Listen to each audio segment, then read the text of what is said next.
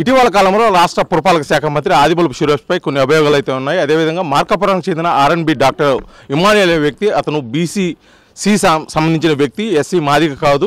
అతను కేవలం దొంగ సర్టిఫికేట్లతోటి ఎన్నికల్లో పోటీ చేసి 2-3 సార్లు ఎమ్మెల్యేగాను, అదేవిధంగా 2 సార్లు మంత్రి హోదాలు అయితే అనుభవిస్తున్నారని చెప్తున్నారు.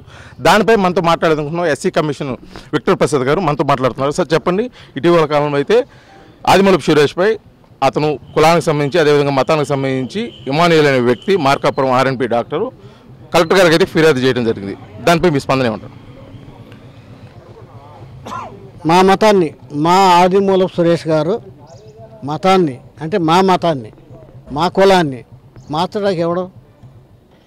నేను డిక్లేర్ చేయాలి నా మతాన్ని. మా ఆదిమూలపు సురేష్ గారు ఆయన డిక్లేర్ చేస్తున్నాడు మా మతం ఇదని, ఆయన డిక్లేర్ చేస్తుంటాడు ఆయన క్యాస్ట్ ఇదని.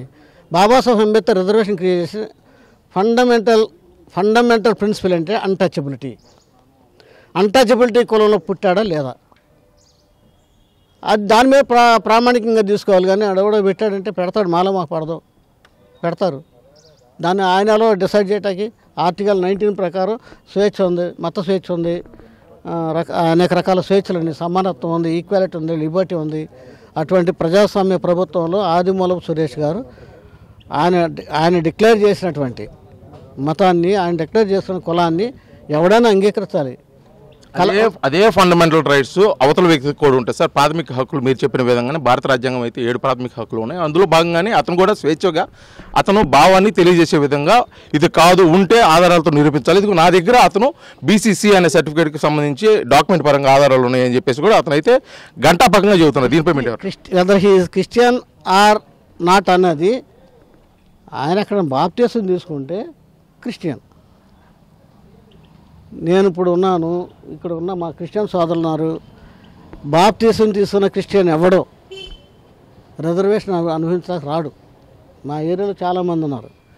నా దగ్గరికి అనేక మంది వస్తారు. సార్ మమ్మల్ని కొట్టాడండి, కులం పేరు తిట్టాడండి అంటే, నువ్వు ఏ కులం అంటే నేను బీసీసీ క్రిస్టియన్ అని అనుకో, నీకు ఆ రిజర్వేషన్ అప్లై అవ్వదు అని చెప్పా. సరే సార్ నువ్వు ఎస్సీ సర్టిఫికేట్ తెచ్చుకోమంటే, మా హక్కర్లేదండి, నేను క్రిస్టియన్ని, దేవుడిని నమ్ముకున్నాను చెప్పాడు. బోళంత మంది ఉన్నారు. అదే సార్, అదే బీసీసీ హోదాలో వాళ్ళ తాతలు, తండ్రులు విద్యా సంస్థలు, స్వచ్ఛంద సేవా సంస్థలు, అదేవిధంగా సొసైటీలు కూడా నేర్పి సేవలో ఉండి కేవలం వాళ్ళ తాతలకి తండ్రులు లేని ఎస్సీ మాదిగా అనే కులము ఇతనికి ఎలా వచ్చిందని చెప్పేసి ఫిర్యాదు అడిగితే మొదటి ప్రశ్న, ఈసీ మాదిగా ఆర్ నాట్, ఆయన మాదిగా కాదా ముందే తేల్చమనండి.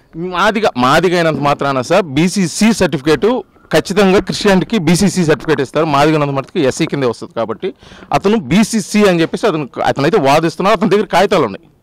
ఎవడో నేను అది చెప్తున్నా, ఇండివిజువల్గా ఇప్పుడు మ్యూజిక్ డైరెక్టర్ పేరేంటగా,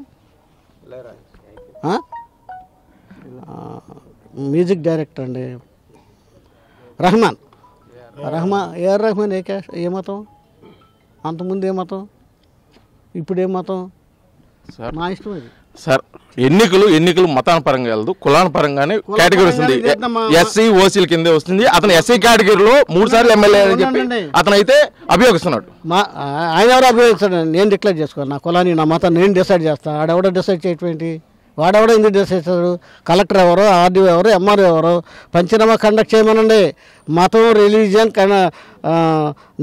నిర్ణయించాలంటే ఆ గ్రామాలకు వెళ్ళి ఆ ప్రాంతంలో 5 పెద్దలను పిలిచి వీళ్ళు ఫలానా మతం, వీళ్ళు ఫలానా కులం అని చెప్పాలి. కానీ అయినా నాకు స్వేచ్ఛ ఉంది, నా ఇష్టం వచ్చిన మతం నేను చూసుకుంటా.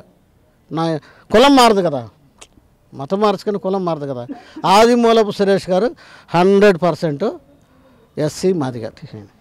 ఇది మొత్తానికైతే అడిగిన ప్రశ్నకి సమాధానం అయితే దొరికిందో నాకైతే తెలియదు. కానీ ఇప్పుడు చెప్తున్న సమాధానం మట్టికి మతము మార్చుకునే హక్కు ప్రతి ఒక్కరికి ఉంటుంది. అది కులం కూడా ప్రశ్నించడానికి కూడా కలెక్టర్ కాదు, ఏ అధికారికి కూడా హక్కు లేదు.